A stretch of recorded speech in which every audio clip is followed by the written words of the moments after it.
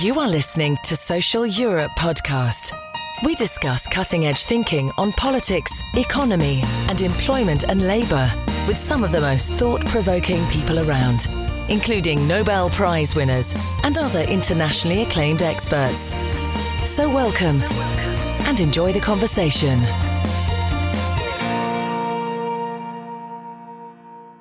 This episode of Social Europe podcast is brought to you by the Said Business School, University of Oxford. Maximize your effectiveness in the changing global business environment with the postgraduate Oxford Diploma in Global Business. Taught in 4 short modules over a year, the program is designed to accelerate your career and increase your impact while minimizing the disruption to your work and family life. Learn alongside senior executives from around the world and develop a lifelong network. Visit the Said Business School website to find out more. Hello everybody and welcome to Social Europe podcast episode 44. My name is Henning, Meyer, Editor-in-Chief of Social Europe. Today I'm in conversation with Johannes Becker, who is Professor of Economics and the Director of the Institute of Public Economics at the University of Münster in Germany. We're talking about the crucial issue of how to tax corporations in the 21st century. I hope you enjoy the conversation. Okay, Johannes Becker, thank you very much indeed for taking the time this morning to talk to me about issues with taxation and what we could feasibly do about this. And in order to get us started, I mean, the issue of corporate taxation is regularly in the news. And you, as an expert in this field, what would you see as the biggest current problems in this area of corporate taxation? So, where are the biggest pressure points from your point of view? First of all, let me state that the issue with corporate taxation is not so much an issue with tax evasion. It's an issue of tax avoidance. That means legal means of reducing the firm's tax payments, tax liabilities. So the current system of international taxation is based on the principle of source taxation. And that would mean that profits are taxed where profits are generated. And that is in itself a difficult concept, because if we have a multinational firm where a product is produced in many locations, then we need some concept, some principle that tells us which part of the profit is allocated to the different affiliates. And so in the modern economy, which is very much reliant on intangible assets, this is very hard to do. And many multinational firms, especially the digital firms, manage to allocate a large part of the profit to entities in low tax jurisdictions. And that gives people the impression that they are tax dodgers. So, and this is what they do is legal. This is just they stick to the rules that are in place. Although some people say they rather bend them, so that means that many large, very profitable firms pay an effective tax rate on their worldwide income, which is far below 10%, sometimes even below 5 or 3%. And I mean, hasn't that always been, to some extent, the problem between the service economy and industry? I mean, if you are in an industrial company, it's fairly easy to say, the gearbox of that car was produced in location A and then shipped to location B, where it was actually put into the frame, right? So, but in services, it's always been a bit more difficult to identify where the value creation actually took place. Hasn't that been historically the case? This is true, but the typical industrial from manufacturing firms like car companies, companies like Nike, for instance, that produce something tangible, they are to an increasing degree reliant on brands, on intangibles that BMW, for instance, very much profits from their global brand, right? And so this is within their company very much reliant on first management services then the brand, as I just said. And so this is you cannot draw this dividing line between the service sector and the manufacturing. What I just said is equally true for the big and large manufacturing firm, at least in the consumer sector. Mm-hmm. So, but we generally have to shift. I mean, not just towards a more digital economy, but towards a more intangible economy. And we had companies such as, say, Coca-Cola is one of the examples that always put forward, that always relied on brand to a large extent, or these big coffee chains, right? So, and pricing the value of the brand is obviously very, very difficult. I mean, if you go, say, to Starbucks and pay, I don't know, I don't drink any coffee, but say €4 for a cup, and in the bakery next door it is €1, is the brand value then literally the €3? So, and basically you transfer that kind of added value to the low tax jurisdiction by licensing the brand from the location where the taxes are lower. I mean, that has historically been the mechanism. So is this effect just becoming more pronounced because more and more the economy is reliant on intangible assets, and especially with the move towards the digital economy, that is even more so true? Yeah, I think this is true. So we have this big structural change towards the digital economy. If you compare the most profitable firms in terms of stock value from say the 2000s to now, there has been big change. So the firms with the largest expected profitability are now digital firms like Google, Apple, Amazon, Facebook, and so on. And these firms are now becoming more and more profitable. And so these are the firms that engage in this kind of tax avoidance. And this is why we're talking about this now, because this is now scandalized. There is now the newspapers writing about it and people getting angry. Because they feel that these firms do not contribute their fair share to public goods. And but at the same time, they are the ones that are in the news. But it's a more widely spread problem, because even traditional companies are digitizing to different extents. But I mean, even in what you would sort of term traditional industry sectors or in a traditional economy, digital technology will become an ever more important part of it. So basically, the problems that we have been seeing in relation to, what is the identifiable tax base, that will become worse going forward and spread towards, what we considered the old economy companies, rather than remain isolated in the digital economy. Is that true? This is true, and this is getting more and more a problem in these cases where more traditional firms, which do not have this opportunity to lower their tax burden so much, are in direct competition with firms that rely on more digital business models, and where their assets are more fluid, or let's say intangible, and are easily shifted across borders. And you can think of the traditional newspapers are in competition with Facebook or Google, but there are lots of other examples where this is a problem, and where the tax aspect increases the pressure on the more traditional sectors. Okay, so if the underlying problem is an economy that is shifting towards immaterial assets and towards the increased use of digital technology, and if that is even in the short term causing disruption and unfair competition in the tax base, so what can be done? That's the easy question, isn't it? So how can we tackle this problem of the very sort of soft tax base, and at the same time create a more even playing field? Yeah, this is the crucial question, and there's lots of debate going on. And the good news is that policymakers all around the world have now understood there needs to be done something. And this is, of course, not just an intellectual exercise to see a problem and try to solve it, but there's lots of public pressure now.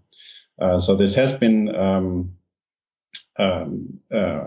topic in the European Parliament election campaigns, and so there it will be in future political campaigns, and this is why policymakers are now feel that they need to do something, and so there's I think there's a promising thing going on within the OECD inclusive framework. So there's now 129 countries debating and really thinking about specific solutions to some of the most urgent problems. And so these problems can be, well, these are mainly two fundamental problems. The first is that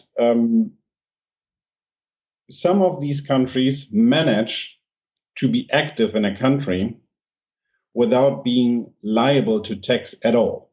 And the reason is that the current system relies on a physical concept of presence. So this is called the permanent establishment. You need to have a building there. Ideally, so in the old world, that was a building where machines are, where there's something going on, a permanent establishment with value creation in it. If you run a platform, you can easily be active, a digital platform, you can easily be active in a country without having any physical presence.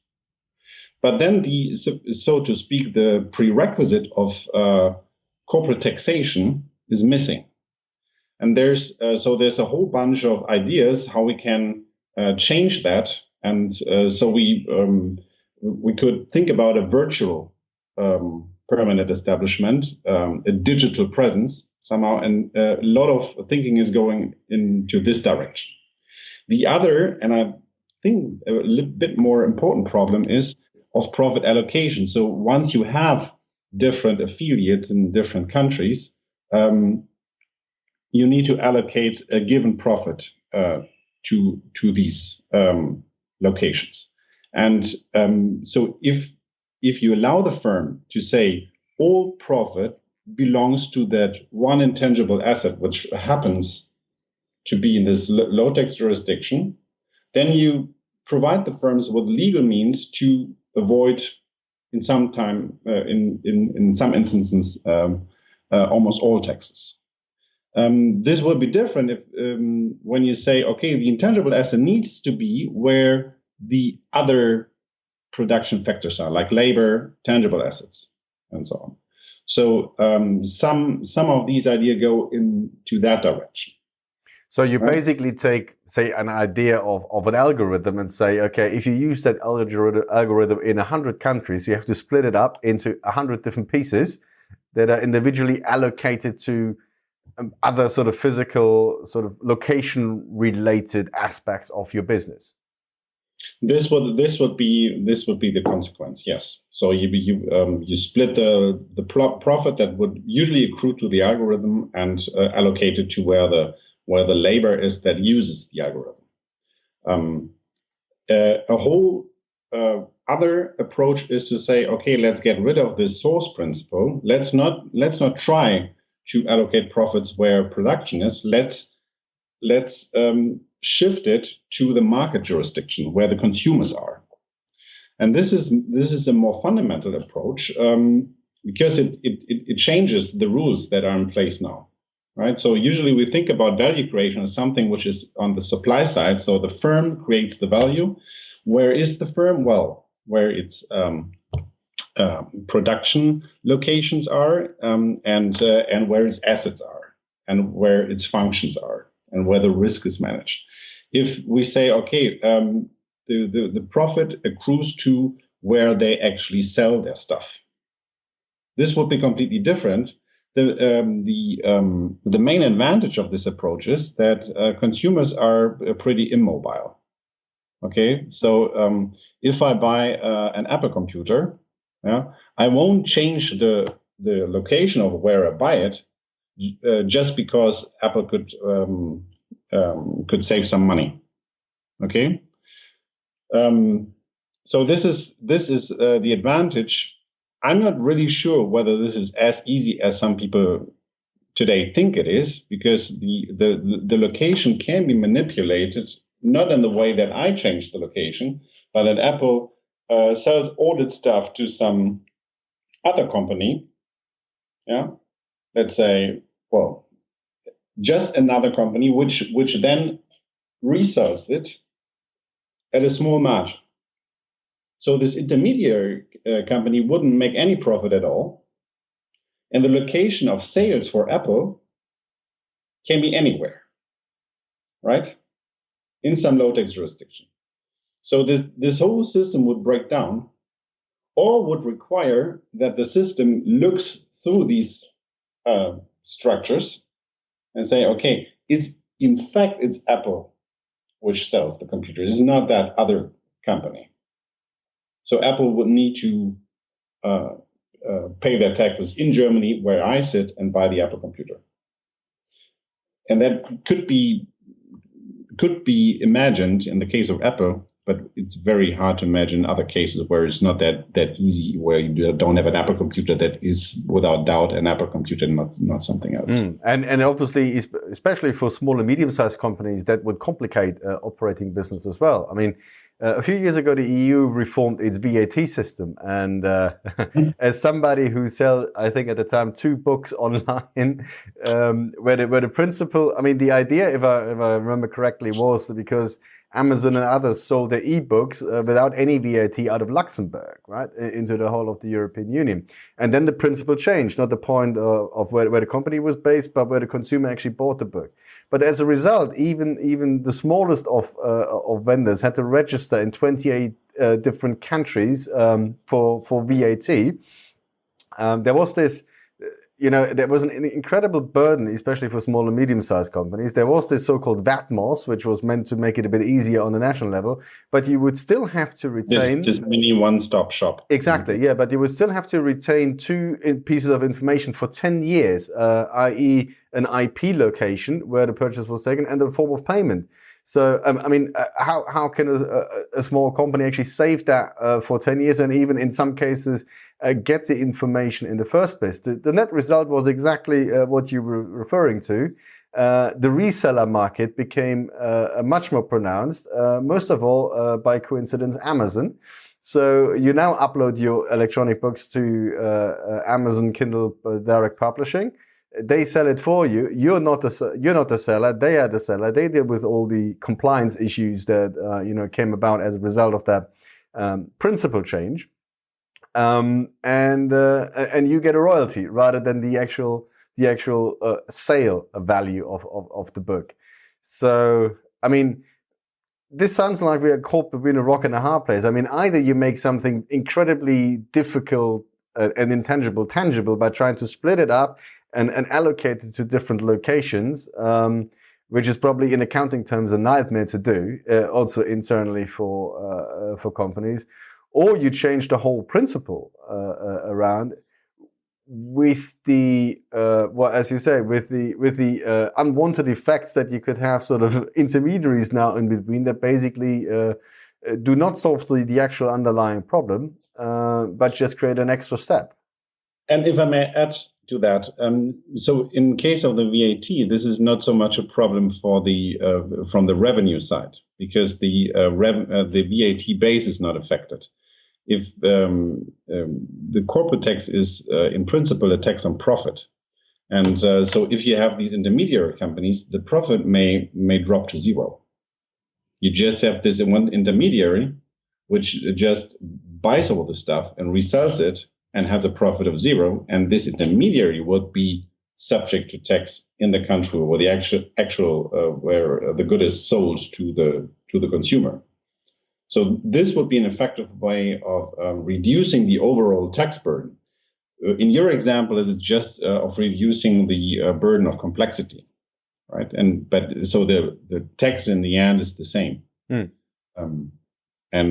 this is from a complexity is a big issue, and I think I have the feeling that it is on the radar of the those in charge. But as you said, it's very very hard to solve if you want to have something like a destination based VAT system, and you have these small vendors. This is something which is incredibly hard to solve. Maybe in the future, with better information technology, we will have some progress in that regard. Yeah, I mean, you rightly say, because the VAT issue is a transaction tax, so the overall tax revenue remains the same, but it increases the complexity for somebody to deal with it. Whereas in the profit tax case, I mean, it adds transaction costs, but eventually that's the same thing. It reduces the actual tax burden to zero, because it just adds.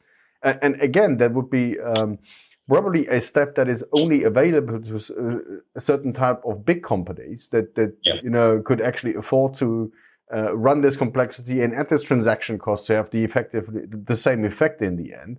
So it wouldn't necessarily even the playing field either. So I mean, which one of these two ways would you think is the most promising way forward? Or is you can probably, it's either or. You can't mix these things because also need, at the same time, should keep the tax system transparent, manageable, fair, and all the rest of it. So I mean, what would you say? What's the more promising way forward?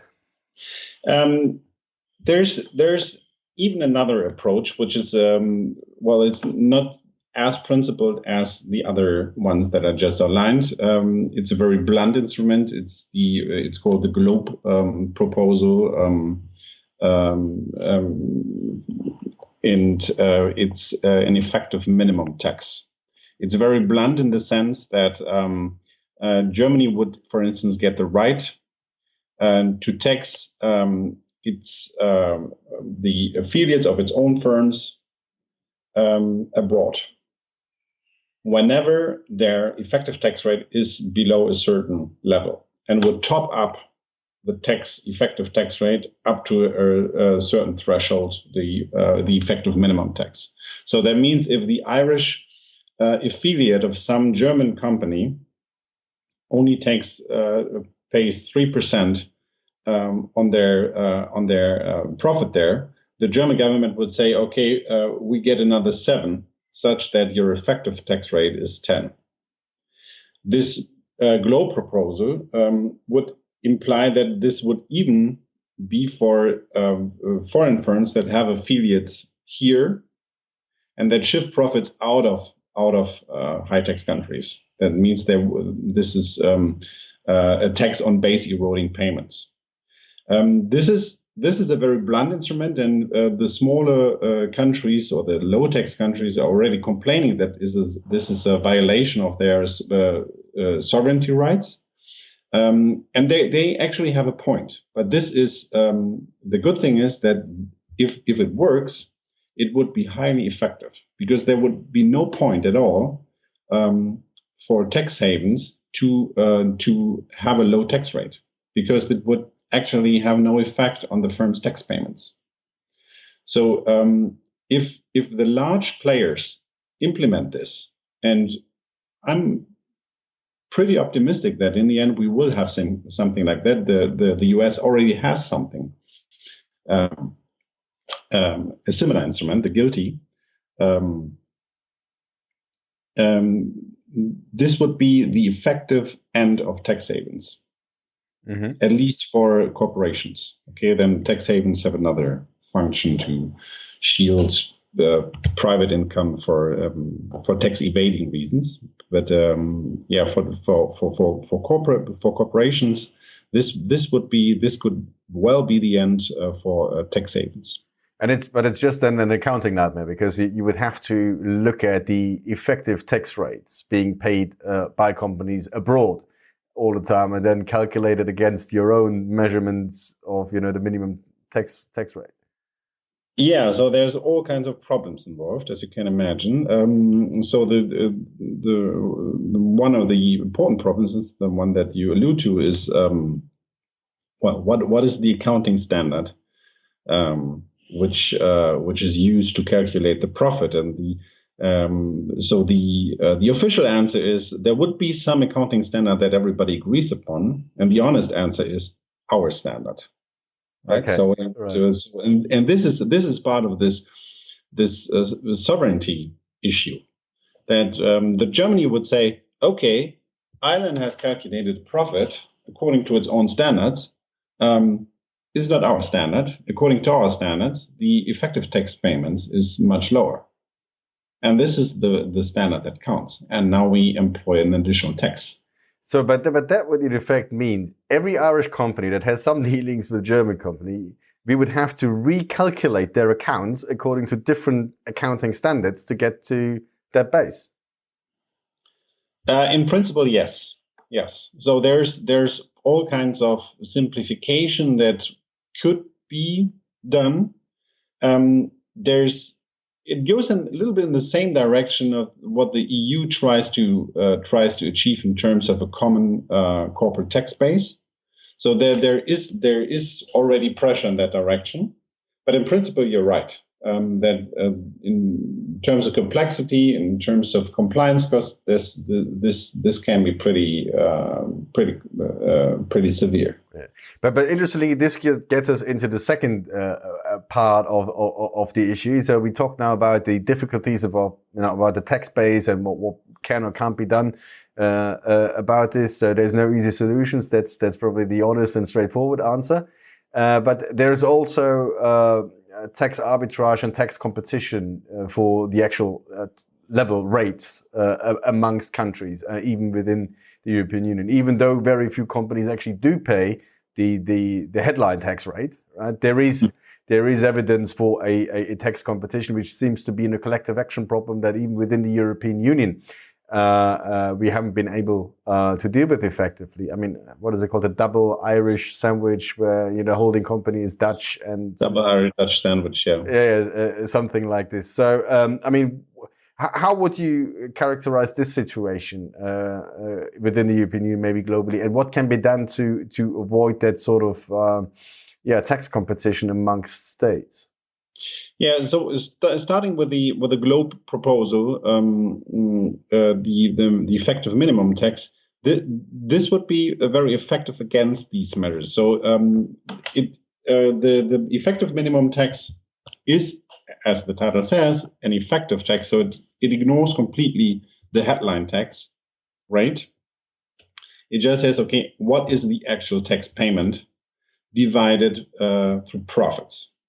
Okay, so this is so all this playing around with the tax base would not be effective against this instrument.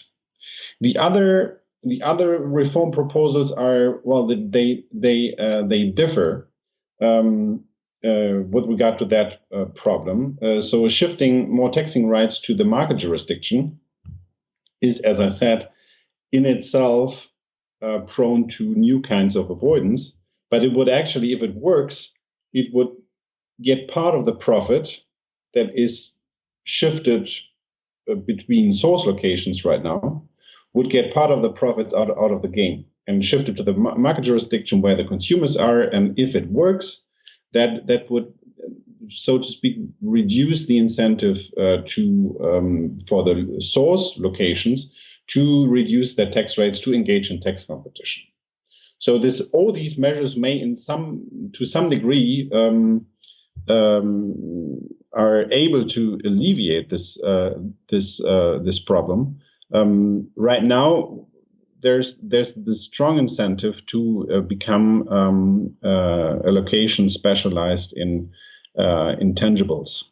Right, and many countries do so. So the Netherlands, Ireland, so they're all of specific tax instruments, tax provisions that target this kind of companies as holding companies for specific assets or for certain structures that enable firms to shift profit out of other high tax jurisdictions.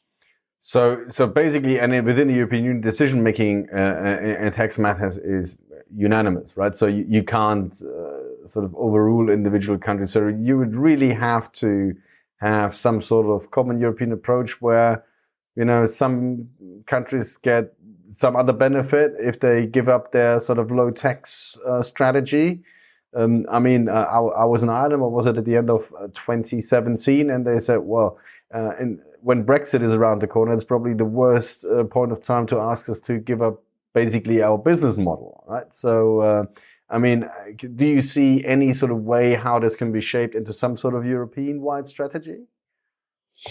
This is the one of the advantages to do this in the under the roof of the OECD and not so much under the roof of the EU. You're right that I think all of these problems are problems within the EU as well. But they're of course larger than that, and if you don't get the US, China, India into your boat, so to speak, that would not make sense. And some of these proposals are, again, getting back to the effective minimum tax, are in principle could be implemented in a unilateral way. So the US did this. In Europe, that would be more complicated, but not due to the unanimity principle, but rather due to the European Court of Justice. Right? What would the problem there be? The problem would would violate one of the four freedoms. Right. So we have this. The ECJ usually is very strict, and if the German tax applies to some Irish affiliate but not to some French affiliate, that would be a violation of the four freedoms of the case of discrimination. It seems so. This is a legal question, and so I'm not an expert, but I work with people who think that that this is not a fundamental problem. So if you this is just a question how you construct this tax. If it's in principle applies to every affiliate, even affiliates in Germany, but these affiliates usually pay a large enough tax so that they're not affected by the minimum tax, it should be in line with the four freedoms, because it does not target a certain country or a certain nationality. It just targets low tax payments. Right. Yeah, exactly. The principle is applied to everybody, no matter where you're from. So, and the application of it then depends on your individual circumstances, but that is not that's not discrimination if the principle applies to across the board. It's still a little bit in the eye of the beholder. Yeah. If it's just if it's effectively a tax on Irish affiliates, then I don't know. It seems that the legal standpoint is not that clear, but there's at least some opinions saying, okay, you can't do that. If there is an agreement from 129 countries of the OECD inclusive framework, that would be very helpful. Mm-hmm. So to convince the ECJ that this is actually fine. And is there also maybe an opportunity to go step by step? I mean, if I understand you correctly, the idea of effective minimum taxation seems to be, at least in the short term, the most practical approach. But could that be the first stepping stone towards a system that is then either still the old principle or the new principle, shifting taxation to where consumption is? I mean, where would you see that develop in a reasonable fashion? Or would you say the effective minimum taxation, that's basically what we can do and that's what it's got to be? Or I think in the end we will have a little bit of everything. The reason is that there are different camps in these in the group of 129 countries. And so the US is very much in favor of shifting more taxing rights to the market jurisdictions. Well, you may ask why. It may have to do with the fact that they have a huge trade deficit. So Germany is not so much in favor of it. You may ask why, and may have to do. So Germany with the sizable trade surplus. There you go. Yeah. So it's Germany is maybe therefore very much in favor of the minimum tax. And it seems so. People tell me that so in the end we will have a little bit of everything in it. Whether this is the most efficient or most effective way, I don't know. So if you ask for sequencing, how this would ideally be done, I think there may be the case for starting with the effective minimum tax, because then you destroy the business model of the tax havens, and you get them into the camp that may have an interest in shaping a tax system that makes a bit, which is more effective, which makes more sense. So it may. So to be clear, that may actually lead to the tax havens having more revenue, right? So because if they know they can play around with their tax rate, and the firm doesn't pay more tax because they would either pay it here or they pay it in the high tax country, they have an incentive to now really go up to that minimum level. And for some tax havens, think of Puerto Rico, they're not that rich. Some tax havens are pretty rich, so they may not need the money. But for those who cannot get any revenue out of firms because they're not attractive as a location, just as a tax haven, that may be something which may actually help them, and they may switch to a business model that is more service oriented, and even at that margin, it may be more efficient because they cannot advertise their low effective tax payments anymore. They have to do something else. They have to engage in, I don't know, a good service industry, a good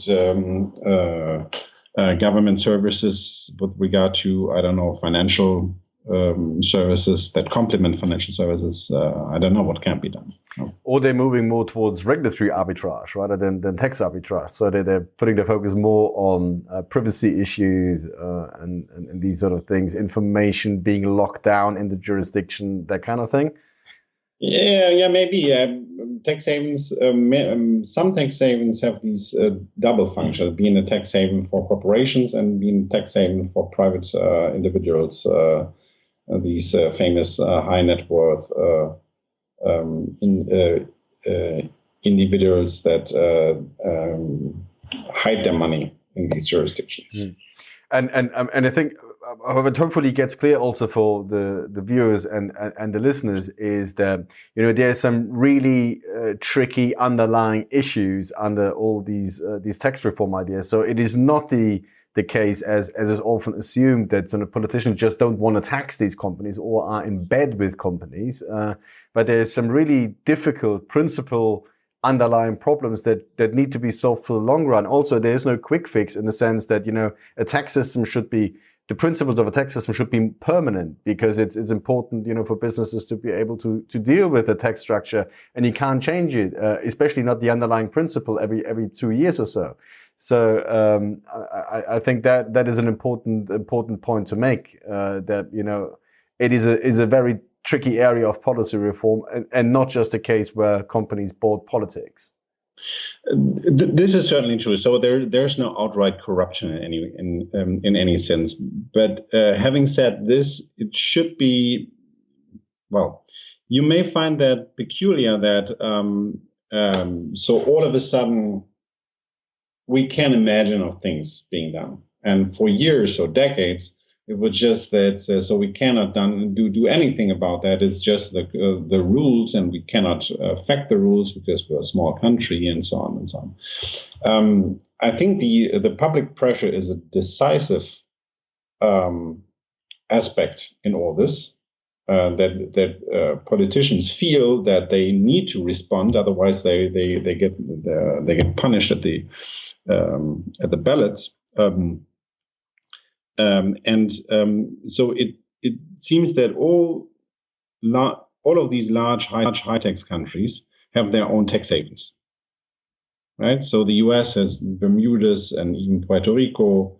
The U.K. has Jersey, Isle of Man. I don't know all these. Germany has Luxembourg, right next to it, where German firms can use structures to lower their tax payments in Germany and abroad, right? So tax havens are used as a means of strategic trade policy. You can't tell me that the US is completely helpless when it comes to Bermuda or Puerto Rico. That doesn't make any sense, right? So they can, if they want to, they can shut them down almost immediately.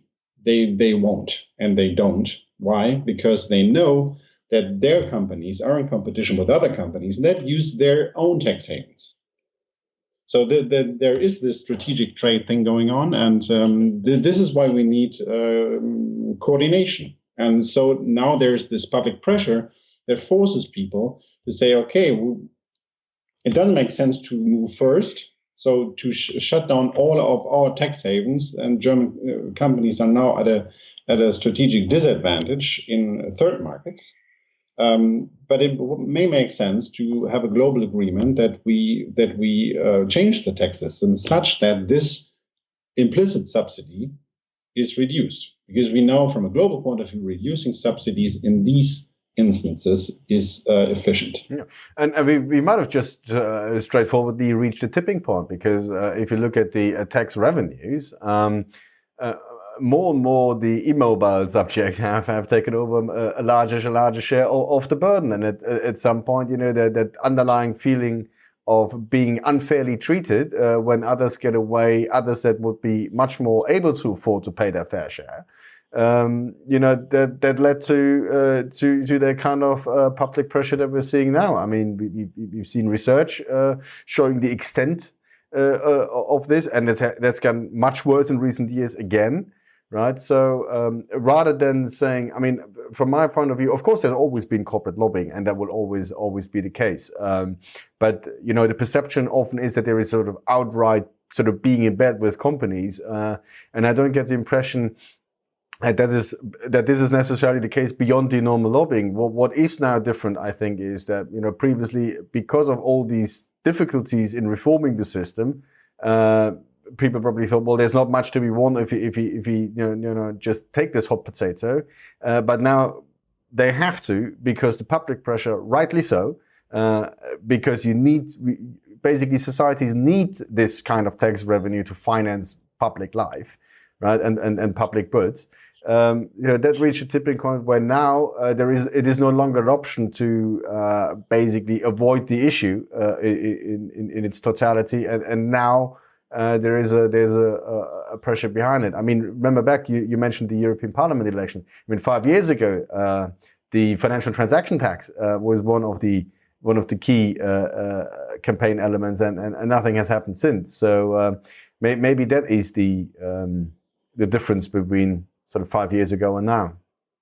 Yeah, I completely agree. The only thing that I wanted to add is, so it's not about the revenue that we need, right? It's the if you look at the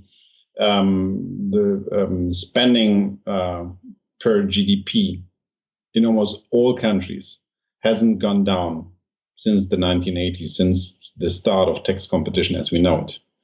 It's what actually happens is that, as you said, we shift the tax burden from the mobile factors to the immobile ones, and we now have the evidence. So there's this recent AER paper by Peter Egger and co-authors that actually shows that globalization has led to more inequality. And we have other papers showing that corporate tax cuts increase inequality. And this is what happens when we try to engage in tax competition. So the collateral damage is our own distribution of income and wealth. And I don't know whether I hope it's not a tipping point already, but it's something which is now on the radar, and I think rightly so. And I think we need to tackle this, because otherwise much more is happening than just a little bit of outrage about these tax dodgers. Yeah, I mean, as you say, the public spending as a percentage of GDP remained roughly the same, but the burden of raising this money was shifted towards the ones who could least afford it, or certainly afforded less than the ones that paid a lesser and lesser share of it. Yeah. So, and then obviously this has to be reversed, and especially in view of some public policy issues that probably require some long-term investment going forward. But let me come to the final question then. If we talked a lot about the difficult set of problems, but if you were a policymaker and were tasked with, what 3 steps do we need to take now? Step 1, 2, 3. To try to get a grip on the problem. Where would you start? What would be your top 3 priorities? You mean in terms of corporate taxation? Or? Yes. Yeah. I think the first thing would be to implement an effective minimum tax, ideally in coalition with the main global players. Which, as I said, would be effective tool against tax competition. Second one, there's these proposals that try to link intangibles more to the tangibles or to labor. I would try to push for that a little bit more, and the third one would be to push for harmonization of corporate tax bases, which would ideally start within the EU. So with these 3 steps, I think a lot could be done without any explicit harmonization of rates, without taking away from peripheral countries like Portugal, Ireland, and so on, their means of becoming or remaining an attractive location for investment. And all these 3 steps would effectively mitigate tax competition. And I think it's a realistic way. So I could go further and say for unitary taxation of the whole world and implement a global treasury, but all this is not going to happen. Well, that's also, I think, beyond the first 3 steps. Well, Johannes Becker, thank you very much indeed for taking the time this morning. And we'll see. I mean, maybe at least harmonizing the tax base might be something the new European Commission might want to get its teeth into. Thank you very much indeed. Thank you. Thank you very much for listening. We hope you enjoyed it. Make sure you don't miss future episodes by subscribing to Social Europe Podcast. You can also read our articles on www.socialeurope.eu and follow us on Facebook and on Twitter @Social Europe. Until next time.